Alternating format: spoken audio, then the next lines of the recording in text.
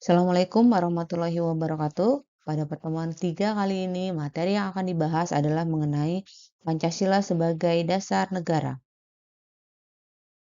Hakikat negara, hakikat negara adalah suatu organisasi kekuasaan yang berdaulat yang dengan tata pemerintahan melaksanakan tata tertib atas suatu umat di suatu daerah tertentu. Negara mencakup tiga unsur konstitutif, di antara lain yaitu tempat, yaitu wilayah atau daerah, kemudian manusia, yaitu rakyat atau bangsa. Kemudian yang ketiga adalah organisasi sebagai bentuk tata kerjasama dan tata pemerintahan. Unsur konstitutif merupakan unsur yang paling penting, yaitu sebagai syarat mutlak terbentuknya sebuah negara. Unsur deklaratif adalah unsur tambahan, yaitu adanya pengakuan dari negara lain.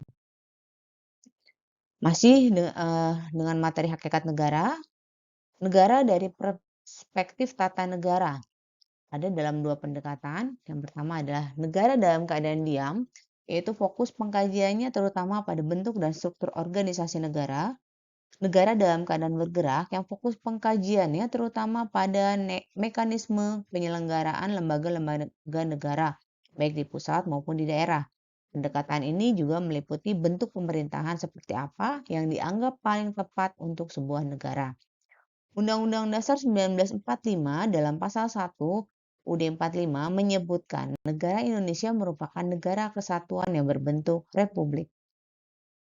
Yang kemudian adalah pada pasal 1 ayat 2 UUD 45, kedaulatan berada di tangan rakyat dan dilaksanakan menurut Undang-Undang Dasar.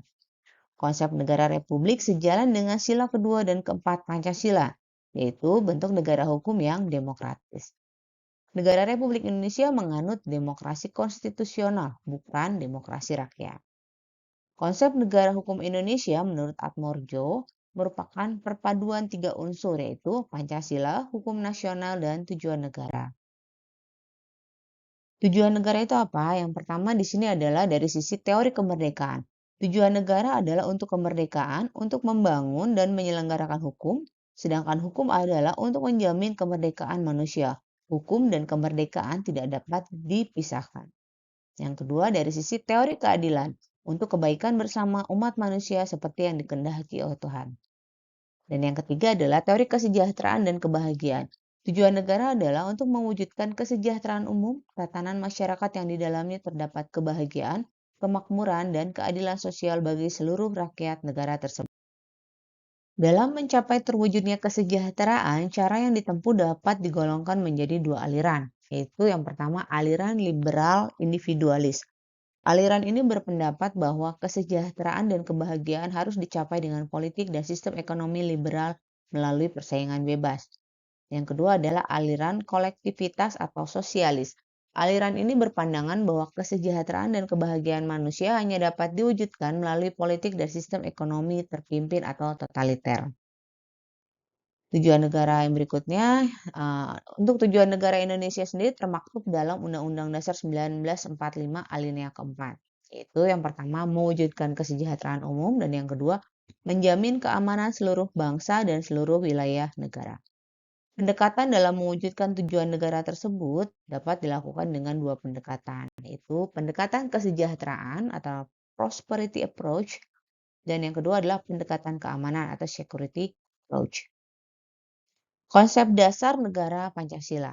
Dalam suatu negara terdapat kaidah tertinggi yang kedudukannya lebih tinggi dari undang-undang dasar.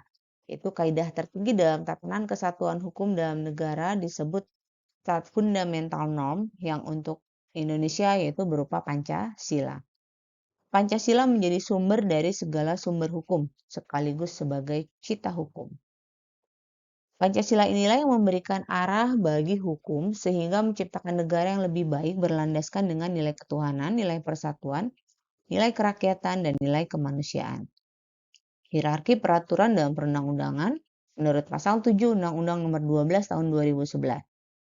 Yang pertama adalah Undang-Undang Dasar Negara Republik Indonesia tahun 1945. Yang kedua adalah ketetapan Majelis Permusyawaratan Rakyat atau MPR. Kemudian undang-undang atau peraturan pemerintah pengganti undang-undang. Yang keempat adalah peraturan pemerintah. Yang kelima adalah peraturan presiden. Yang keenam, peraturan daerah provinsi, dan berikutnya adalah peraturan daerah kabupaten atau kota. Menurut Rusnila Hamid, Pancasila dijadikan dasar negara dengan beberapa alasan. Di antaranya adalah yang pertama, Pancasila digali dari adat dan kebudayaan bangsa Indonesia. Yang kedua, Pancasila memiliki potensi menampung kondisi dan sifat pluralistis bangsa. Kemudian Pancasila menjamin kebebasan warga negara untuk beribadah menurut agama dan keyakinannya. Pancasila menjamin keutuhan negara kesatuan dalam mengantisipasi ancaman, tantangan, hambatan, dan gangguan dalam hidup bermasyarakat, berbangsa, dan bernegara. Kemudian, Pancasila juga memberikan jaminan terselenggaranya demokrasi dan hak asasi manusia sesuai dengan adat dan budaya bangsa. Atau secara garis besar, dengan Pancasila, perpecahan bangsa Indonesia akan mudah dihindari karena pandangan Pancasila bertumbuh pada pola hidup yang berdasarkan keseimbangan, keselarasan, dan keserasian sehingga perbedaan apapun dapat dibina menjadi suatu pola kehidupan yang dinamis, penuh dengan keanekaragaman yang berada dalam satu keseragaman yang kokoh. Yang berikutnya, pendekatan Pancasila sebagai dasar negara. Yang pertama, dari sisi sumber yuridis. Pancasila sebagai dasar negara. Pancasila merupakan sumber dari segala sumber hukum negara. Sumber historis, Pancasila sebagai dasar negara menurut MD menyatakan bahwa berdasarkan penjelajahan historis diketahui bahwa Pancasila yang berlaku sekarang merupakan hasil karya bersama dari berbagai aliran politik yang ada di BPUPKI yang kemudian disempurnakan dan disahkan oleh PPKI pada saat negara di. Yang berikutnya dari sisi sumber sosiologis, Pancasila sebagai dasar negara berisi beberapa nilai. Yang pertama adalah nilai-nilai ketuhanan sebagai sumber etika dan spiritualitas. Kemudian nilai-nilai kemanusiaan universal yang bersumber dari hukum Tuhan, hukum alam, dan sifat-sifat sosial. Kemudian nilai-nilai etis kemanusiaan harus mengakar kuat dalam lingkungan pergaulan kebangsaan yang lebih dekat sebelum menjangkau pergaulan dunia yang lebih jauh. Nilai Pancasila juga harus menjunjung tinggi kedaulatan rakyat yang dipimpin oleh hikmat kebijaksanaan. Kemudian visi keadilan sosial dalam keseimbangan antara peran manusia sebagai makhluk individu dan peran manusia sebagai makhluk sosial, juga antara pemenuhan hak sipil, politik dengan hak ekonomi, sosial, dan budaya. Sumber politis Pancasila sebagai dasar negara. Yang pertama, Pancasila menjelma sebagai asas dalam sistem demokrasi konstitusional. Konsekuensinya, Pancasila menjadi landasan etik dalam kehidupan politik bangsa Indonesia. Yang kedua, implementasinya warga negara yang berkiprah dalam sektor pemerintah dalam membuat kebijakan publik harus berlandaskan nilai-nilai Pancasila secara murni dan konsekuen, selalu memperhatikan prinsip-prinsip good governance antara lain transparan, akuntabel, dan fairness, sehingga akan terhindar dari KKN, korupsi, kolusi, dan nepotisme. Yang ketiga, pejabat publik juga harus memberikan contoh perilaku yang baik, membuat kebijakan yang benar dan baik untuk kepentingan masyarakat. Yang berikutnya, tiap warga negara diharapkan dapat menjalankan nilai-nilai Pancasila dalam kehidupan sehari-hari, seperti saling menghormati antar pemeluk agama, kemudian memiliki kepedulian sosial, menjaga persatuan dan kesatuan. Permasalahan yang ada sebaiknya diselesaikan dengan musyawarah, bergotong royong, dan tidak diskriminatif, serta adil terhadap sesama. Yang berikutnya, bagi warga negara yang berkiprah dalam bidang bisnis, harus menjadikan Pancasila sebagai sumber nilai-nilai etika bisnis yang menghindarkan warga negara melakukan free fight liberalism, tidak terjadi monopoli dan monopoli. Yang berikutnya, hubungan Pancasila dengan pembukaan UUD 45. Yang pertama, pembukaan UUD 45 memenuhi syarat unsur mutlak sebagai stat fundamental norm, merupakan peraturan hukum yang tertinggi di atas Undang-Undang Dasar. Pancasila merupakan asas kerohanian dari pembukaan UUD 45 yang mempunyai hakikat kedudukan yang tetap, kuat, dan tidak berubah bagi negara yang dibentuk. Yang ketiga, sebagai stat fundamental norm, pembukaan UUD 45 tidak dapat diubah.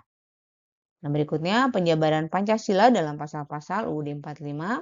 Yang pertama, Pancasila merupakan nilai dasar yang sifatnya permanen, terutama menurut ilmu hukum, tidak dapat diubah karena merupakan asas kerohanian atau nilai intri dari pembukaan UUD 45 sebagai kaidah negara yang fundamental. Kedudukan pasal-pasal berbeda dengan kedudukan Pancasila dan pembukaan UUD 45. Sehingga implikasinya, pasal-pasal dalam UUD 45 tidak bersifat permanen, artinya dapat diubah berdasarkan ketentuan dalam pasal 37 ayat 1 sampai dengan ayat 5 UUD 45. Nah, berikutnya penerapan Pancasila sebagai dasar negara dan pandangan hidup bangsa. Implementasi Pancasila berarti menjabarkan nilai-nilai Pancasila dalam bentuk norma-norma serta merealisasikannya dalam kehidupan berbangsa dan bernegara. Ada dua macam implementasi Pancasila. Yang pertama, implementasi Pancasila dalam ketatanegaraan, implementasi Pancasila dalam kehidupan sehari-hari.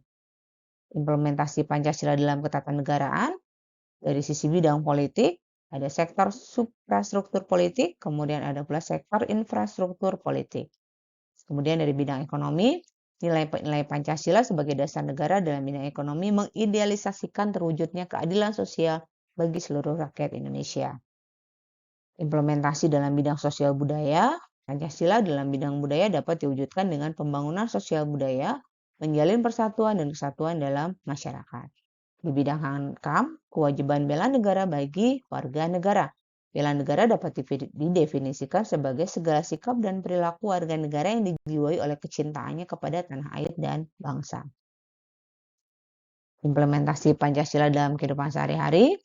Yang pertama, pelaksanaan nilai-nilai Pancasila dalam setiap pribadi, perseorangan, setiap warga negara, setiap individu, setiap penduduk, setiap orang Indonesia. Pelaksanaan secara sehari-hari ini lebih berkaitan dengan norma-norma moral.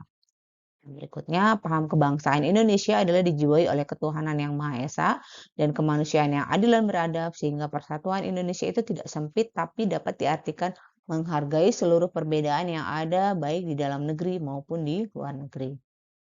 Maka dari itu, mulai dari sekarang, jadilah individu yang bertuhan dan berperi kemanusiaan untuk saling menghargai perbedaan satu sama lain dengan menyelaraskan pada nilai persatuan Indonesia.